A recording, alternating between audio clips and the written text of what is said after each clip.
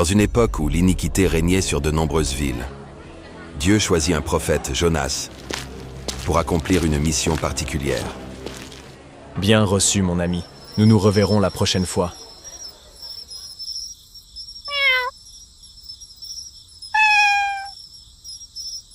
Dieu, dans sa grande sagesse et son désir de réconciliation, donna à Jonas un appel divin. Jonas, Jonas, lève-toi et va à Ninive. Prêche contre cette ville, car sa méchanceté est parvenue jusqu'à moi. Jonas, pris au dépourvu par un tel ordre, se sentait réticent et craintif. Il savait que Ninive était une ville ennemie de son peuple et qu'il risquait de s'attirer la colère de ses habitants.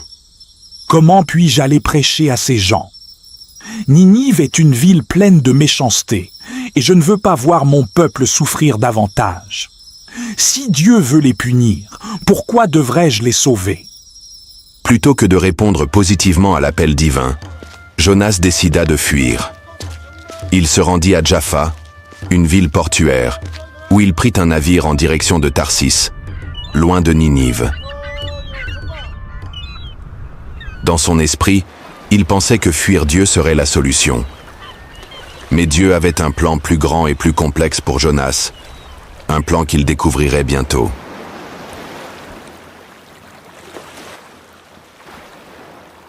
Alors que le bateau voguait paisiblement au début, une force divine se manifesta soudainement. Un vent violent souffla sur la mer, et la mer devint déchaînée. La tempête était si violente que le bateau semblait prêt à se briser sous la furie des vagues. Les marins, pris de panique, crièrent désespérément à leurs dieux respectifs, espérant trouver une solution à ce danger imminent. Ô Dieu de la mer, sauve-nous! Pourquoi cette tempête? Dieu des vents, aie pitié de nous et calme cette furie! Nous allons tous périr si cela continue. Que devons-nous faire? Les marins, désespérés par l'intensité de la tempête, commencèrent à jeter dans la mer tout ce qui alourdissait le bateau, espérant alléger le navire pour l'aider à résister à la violence de la mer. Mais leurs prières et leurs actions n'avaient aucun effet sur la tempête. Au cœur de cette grande agitation, Jonas se trouvait dans la cale du navire, profondément endormi, insensible à la tempête qui faisait rage au-dessus de lui. Le capitaine, ne comprenant pas pourquoi Jonas ne réagissait pas, se précipita vers lui, furieux et confus, lui ordonnant de prier son Dieu. « Pourquoi dormez-vous, homme de Dieu? Prie ton Dieu, peut-être qu'il nous sauvera. Nous avons tout essayé, mais la tempête ne cesse de grandir. » Alors que la tempête faisait rage et que les marins ne comprenaient pas pourquoi cela leur arrivait, ils décidèrent de tirer au sort pour découvrir la cause de leur malheur. Le sort tomba sur Jonas. Les marins, maintenant plus inquiets que jamais, demandèrent des explications à Jonas. « Qui es-tu donc pour causer une telle tempête? Quel est ton peuple? Dis-nous la vérité. Tu as forcément une part de responsabilité dans ce malheur. » Je suis un Hébreu, et je crains l'Éternel, le Dieu du ciel, qui a fait la mer et la terre. C'est à cause de moi que cette tempête s'est déchaînée, car j'ai fui l'ordre de Dieu. Il m'a demandé d'aller à Ninive, mais j'ai pris la direction opposée. Je sais maintenant que cette tempête est un châtiment divin. Les marins, effrayés par la révélation de Jonas, furent saisis d'une grande crainte. Ils comprenèrent maintenant que cette tempête n'était pas un simple accident naturel, mais un acte divin en réponse à la désobéissance de Jonas. Pourquoi as-tu fait cela? Pourquoi nous as-tu plongés dans ce danger? Que devons-nous faire pour que la mer calme sa fureur? Il n'y a qu'une seule chose à faire. Jetez-moi à la mer, et la tempête se calmera. C'est moi qui suis responsable de ce malheur, et je dois en assumer les conséquences. Les marins, bien qu'inquiets, ne savaient plus quoi faire d'autre. Ils n'étaient pas prêts à jeter Jonas à la mer, car ils craignaient que cela n'attire encore plus la colère de Dieu. Mais après avoir prié et imploré le pardon de Dieu, ils prirent la décision difficile de se conformer à la demande de Jonas. Ô Dieu d'Israël, ne permets pas que nous soyons coupables du sang innocent de cet homme. Nous devons obéir, même si cela nous brise le cœur. Avec une dernière prière sincère, les marins jetèrent Jonas dans l'eau tumultueuse.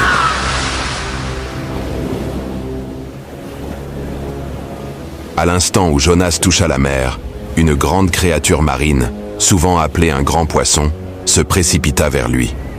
En un instant, il fut englouti par la bête et la mer devint calme.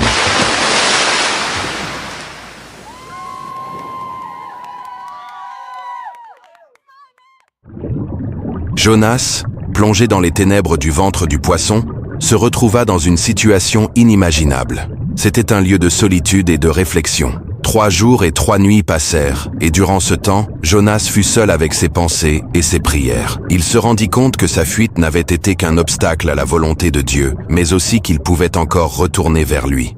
Seigneur, je suis dans le fond de l'abîme, mais même ici, je peux crier à toi.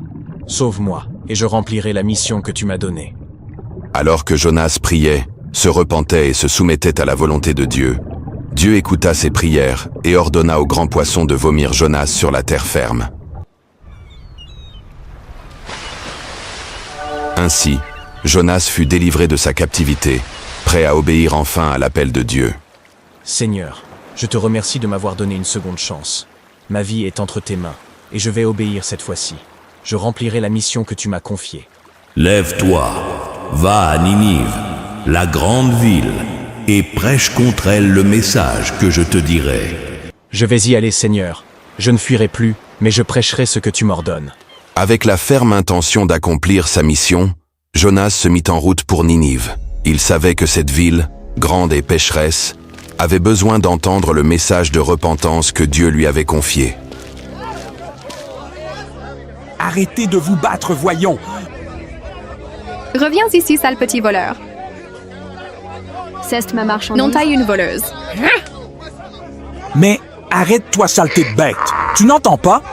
Il commença à parcourir les rues de la grande ville, traversant ses quartiers, criant son message avec une urgence qui ne laissait aucune place à l'ignorance. Encore 40 jours, et Ninive sera renversée. Repentez-vous, car le jugement de Dieu est imminent. Je sais que ce message pourrait me coûter cher, que cette ville pourrait me rejeter, mais c'est ce que Dieu m'a demandé de faire. Les habitants de Ninive étaient choqués et troublés par l'intensité du message de Jonas. Au cœur de la ville, des murmures commencèrent à se répandre. Qu'est-ce qui se passe? Pourquoi ce prophète annonce-t-il notre fin? Prends garde à toi, Ninive, car tes jours sont désormais comptés. Ninive va être frappée par la puissance de Dieu. À l'étonnement de Jonas, les habitants de Ninive, du roi jusqu'au plus humble, réagirent au message de repentance qu'il leur avait proclamé. Ils prirent le message de Dieu au sérieux, et une profonde transformation commença à se produire. Des cris de détresse et de contrition se faisaient entendre dans toute la ville. Les gens, se rendant compte de la gravité de leurs péchés, se vêtirent de sacs et se couvrirent de cendres, symbole de leur humiliation et de leur repentir sincère. Nous avons péché contre Dieu. Nous devons nous repentir. Si nous ne nous repentons pas, nous serons détruits. Le temps est venu de nous tourner vers lui, de tout cœur. La parole de ce prophète ne peut être ignorée. Je me lève de mon trône, je dépose mon manteau royal, et je m'habille de sac, comme tout un chacun. Peut-être que Dieu aura pitié de nous et nous épargnera. Que ni homme ni bête ne mangent, ne boivent, mais que tous, hommes et bêtes, se couvrent de sacs et crient à Dieu de toute leur force, qu'ils se détournent de leur mauvaise voie et de la violence qui est dans leurs mains. Ainsi, le roi et ses sujets se mirent tous dans un état de contrition extrême, demandant à Dieu de les pardonner. Voyant leur humilité, Dieu, dans sa bonté, décida de faire miséricorde à Ninive et de ne pas exécuter la destruction qu'il avait initialement prévue. Pourquoi, Seigneur? Pourquoi as-tu choisi d'épargner cette ville si pleine de péchés? Ils ne méritent non pas ta miséricorde. Pourtant, je vois ta bonté envers eux. C'est exactement ce que je redoutais. Je savais que tu étais un Dieu plein de compassion et de bonté et que tu renoncerais à détruire cette ville. C'est pourquoi j'ai fui à Tarsis. Tu es trop miséricordieux, trop bon pour détruire ceux qui ne le méritent pas. Jonas se fit une cabane et s'assit dessous, à l'ombre, jusqu'à ce qu'il vît ce qui arriverait à la ville. Et l'Éternel Dieu fit croître un ricin qui monta au-dessus de Jonas, pour lui faire de l'ombre à la tête et pour le délivrer de son malheur. Jonas se réjouit grandement de ce ricin. Mais le matin du jour suivant, Dieu fit venir un ver qui attaqua le ricin, et il se dessécha. Lorsque le soleil se leva, Dieu fit souffler un vent d'est brûlant, et le soleil frappa la tête de Jonas, si bien qu'il s'évanouit. Il demanda la mort. « Seigneur, était-ce trop te demander de me laisser cet arbre? Qui me procurait un peu de confort? C'est injuste, je préfère mourir que de voir Ninive encore debout. » Jonas, tu as pitié de ce ricin que tu n'as pas fait croître, qui est né en une nuit et a disparu en une nuit. Et toi, tu t'indignes que je n'ai pas pitié de Ninive, cette grande ville, avec ses habitants innocents qui ne savent pas ce qu'ils font, et de plus, beaucoup d'animaux. Ne devrais-je pas avoir de la compassion pour eux? Dieu, dans un acte de pédagogie et de miséricorde infinie, expliqua à Jonas que sa compassion allait bien au-delà des considérations humaines. Il ne s'agissait pas seulement de juger un peuple sur ses actions passées, mais de voir leur potentiel à changer, à se repentir et à être restauré. L'histoire de Jonas du début à la fin est une leçon poignante sur la repentance, l'obéissance et la miséricorde divine. Jonas, dans sa fuite initiale, représente la résistance humaine à la volonté de Dieu. Sa colère et son incompréhension face à la miséricorde divine envers Ninive révèlent les faiblesses et les jugements humains limités. Pourtant, tout au long de son parcours, Jonas apprend que la véritable force de Dieu réside dans sa miséricorde infinie, qui s'étend à tous, même à ceux que nous jugeons indignes de pardon. Dieu, dans son amour infini, nous appelle à agir avec miséricorde, à obéir à sa volonté et à partager le message de repentance et de réconciliation, non seulement avec ceux que nous aimons, mais aussi avec ceux que nous pouvons considérer comme étant dans l'erreur. L'histoire de Jonas nous rappelle que la miséricorde divine dépasse de loin les limites humaines et que chacun a la possibilité de changer sous l'influence de l'amour de Dieu. Merci d'avoir suivi la vidéo jusqu'ici. Si vous avez regardé jusqu'à la fin, écrivez en commentaire « Miséricorde ». Nous vous remercions aussi pour votre soutien à cette chaîne et nous vous demandons de nous aider à atteindre plus de personnes dans le monde en partageant la vidéo. N'oubliez pas d'aimer la vidéo, de vous abonner et on se dit à la prochaine fois pour une nouvelle vidéo. Que Dieu vous bénisse.